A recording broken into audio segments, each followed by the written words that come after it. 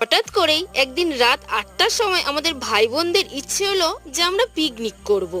যেমন ভাবা তেমন কাজ, অনেক ডিশ ভাবার পর লাস্টে ঠিক হলো যে লুচি মাংস করা হবে। দেন বাজার করে আসার পর দেখতেই পাচ্ছ সবাই কাজে লেগে পড়েছি।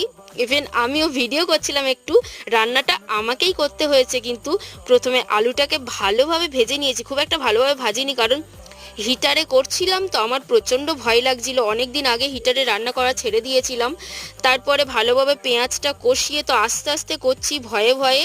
হ্যাঁ, ব্লান্ডারটা হলো এটাই, আলুটা দেওয়ার পর কড়াইটা একটু ছোট হয়ে গেছিলো বলে আলুটা পিছনের দিকে পড়ে যেতে আমি তুলতে যাচ্ছিলাম। দেন কাকিমা বললো, হ্যাঁ কি ভুল করছিস, একদম হাত দিবি না, কারেন্ট মারবে। সত্যি অনেক বড় ক্ষতির হাত থেকে বেঁচে গেছি। তারপরে রাতে আমরা সবাই খেতে বসে গেছি, বোনের জ্বর ছিল বলে চাদর গায়ে দিয়ে বসে পড়েছে। চলো টাটা, দেখা হচ্ছে নেক্সট শর্টসে, বাই।